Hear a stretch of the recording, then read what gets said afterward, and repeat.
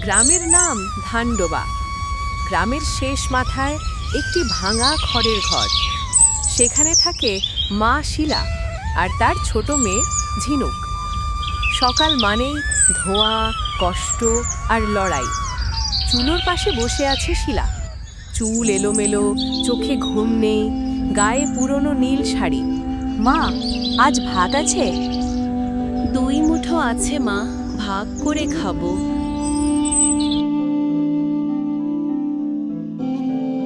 তুমি খাবা না মা? আমি আগেই খেয়েছি, তুই খা।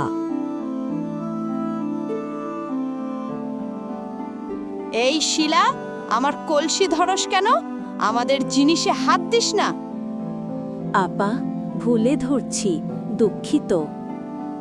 তোমাদের অভাগা ছোঁয়া লাগলে সব শেষ হয়ে যায়। গরিব হলে মানুষের দোষ বাড়ে, অসহায় হলে গ্রামের চোখে অপরাধী হওয়া সহজ।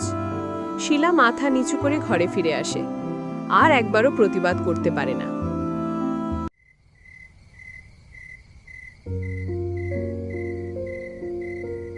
মা, তুমি ঘুমাচ্ছ না কেন?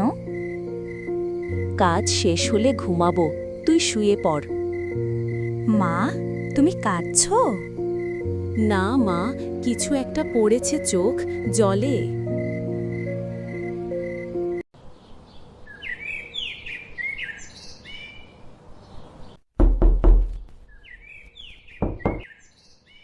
শিলা, গত মাসের ধার শোধ দিবি কবে?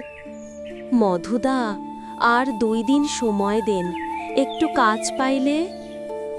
2 দিন 2 মাস হয়ে যাবে। তোর স্বামী মরেছে বলে তোরে ছাড় দেব ভাবছিস? দাদা, অপমান কইরেন না, আমি টাকার ব্যবস্থা করব। গরিবের ধার, সেটা শোধ করার আগেই গালাগালি শোধ হয়ে যায়। মধু চলে গেলে শিলা ভেঙে পড়ে, মেয়ের সামনে চোখের জল আটকাতে পারে না।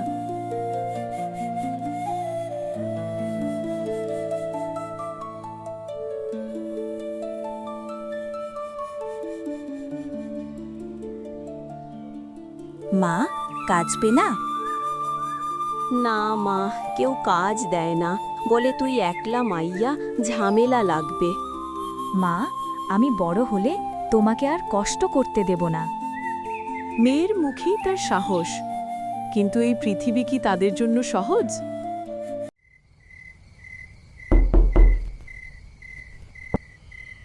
শিলা বৌমা, শুনলাম আজ সারাদিন না খেয়ে আছো। নাও, এটা কিছু চাল আর ডাল নিও, না হলে রাগ করব। চাচা, আপনি ছাড়া আর কেউ মানুষ বলে কথা বলে না। মা মেয়ের কষ্ট আল্লাহও দেখে, তোমরা হতাশ হইও না। বাঁচবি মা, আল্লাহ তোমাদের কপাল খুলে দেবে। অন্ধকার যতই ঘন হোক, একটা আলো সবসময় থাকে। রফিক চাচা সেই আলো। এভাবেই চলতে থাকে মা ও মেয়ের দুঃখ, লড়াই আর বেঁচে থাকার গল্প। রাত গভীর, ঝিনুক ঘুমিয়ে আছে। শিলা চুপচাপ বাইনে উঠোনে বসে আকাশের দিকে তাকিয়ে। হঠাৎ তার চোখ থেকে কান্না গড়িয়ে পড়ে। আমি কি পারবো মেয়েকে মানুষ করতে? এই কষ্ট কি কখনো শেষ হবে? মা, তুমি বাইরে কেন? হাওয়া খাচ্ছিলাম মা, তুই ঘুমাও। মেয়ের সামনে মা শক্ত, কিন্তু একলা হলে সে ভেঙে পড়ে চুপচাপ।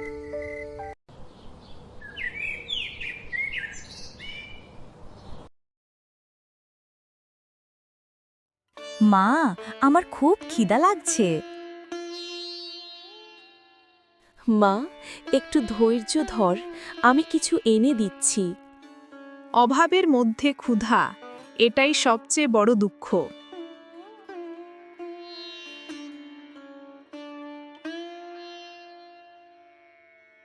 দাদা, 2 দিনের কাজ দিলে মেয়েকে খাবার দিতে পারি। তোমাকে কাজ দিলে লাভ কি হবে? তুমিই তো দুর্বল, কাজ করতে পারবা? করব দাদা, হাতে পায়ে জোর নাই, কিন্তু চেষ্টা করব। না না, তোমাকে কাজে নিলে লোক হাসবে, তাছাড়া তোমারে নিয়ে ঝামেলাও লাগতে পারে। গ্রামের দুঃখ, গরিব মানুষ কাজ চাইলেও অন্যায় শুনতে হয়।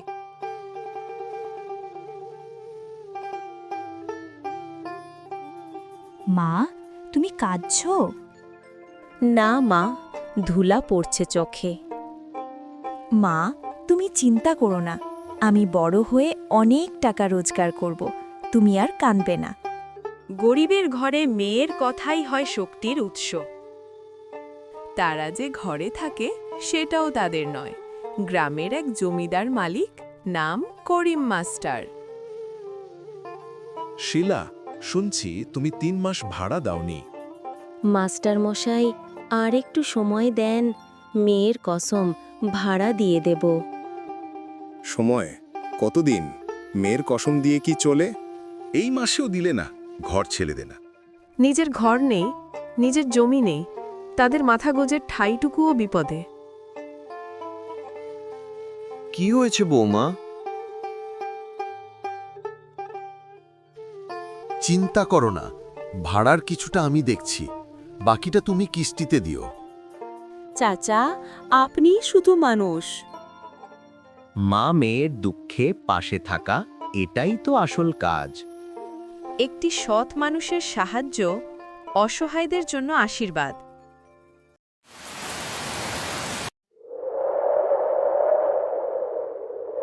মা ঘর ভেঙে পড়বে নাকি? না মা, আমি আছি, ভয় পাস না।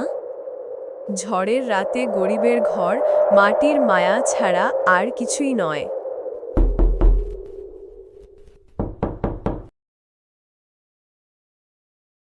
শিলা, রাতে ভয় পেয়েছ বুঝি?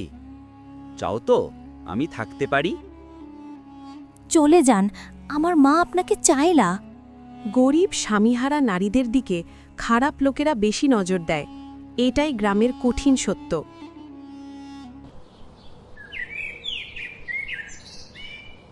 সকালে ঘরের দরজার ফাঁক দিয়ে আলো ঢুকছে। ঝিনুক ঘুম থেকে উঠে দেখে মাটির সামনে একটা পোটলা রাখা। মা কে দিল এগুলো? রফিক চাচা ছাড়া আর কে দেবে মা? চাচা জীবনটা বাঁচিয়ে দিলেন। এটা দান না বৌমা, এটা মানবতা। গরিব মানুষের জীবনে এক পুটলি খাওয়ারও আশীর্বাদ হয়ে আসে। শিলা, চাল ডাল পেলি দেখি, ঋণের টাকাটা আজকেই দিয়ে দে। এই খাবার নিয়ে আমি মেয়েকে খাওয়াই, ঋণ পরে দেব। তোমাদের খাবারও নাকি আমি ঠিক করব? চল, অর্ধেক জিনিস রেখে দা। যা খুশি বলবি, কিন্তু শিলা আর তার মেয়ের খাবারে হাত দিবি না। গ্রামে সংঘাত থামে না, কিন্তু কিছু মানুষ লড়াই করে অন্যায়ের বিরুদ্ধে। মা যদি আমাদের একটা নিজের ঘর থাকতো, যেটা কেউ ছাড়তে বলতো না। হবে মা, একদিন আমাদেরও ছোট্ট একটা ঘর হবে, তুই শুধু ভালো মানুষ হয়ে থাকিস। আর একটা কথা, যদি আমাদের একটা ছাগল থাকতো, তার দুধ খেতে কেমন লাগতো?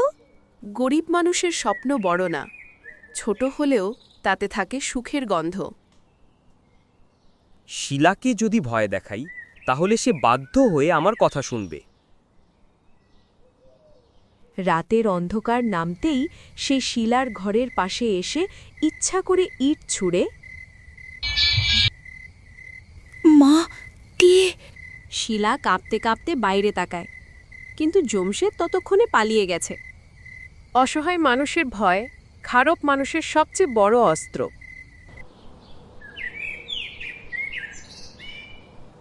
পরদিন সকালে গ্রামের লোকজন জমায়েত হয়েছে, কারণ গত রাতে জমশেদকে ঘরের পাশে দেখা গেছে। জমশেদ শিলার ঘরের আশেপাশে ঘোরাঘুরি করেছে। কার উদ্দেশ্যে? কেন? জমশেদ, তুই কি করতে গেছি? আমি তো এদিক দিয়ে যাচ্ছিলাম। মিথ্যে কথা, আমিই দেখেছি লুকিয়ে ঘুরছিল। আজ থেকে শিলা আর তার মেয়ের কাছে কেউ অন্যায় করলে পুরো গ্রামের শাস্তি পাবে। অবশেষে গ্রাম বুঝল শিলা দুর্বল নয়, অন্যায়ের শিকার। বৌমা, তুই আর ভয় পাবি না, এই গ্রাম আজ থেকে তোর পাশে। চাচা, আজ যদি না থাকতেন, আমরা বাঁচতাম না। মা, আমাদের দিন কি বদলাবে? হ্যাঁ মা, আজ থেকে আমরা নতুন করে শুরু করব। দুঃখ যতই হোক, ভালো মানুষের সহায়তা আর মায়ের সাহস সব দুঃখকে হারিয়ে দেয়।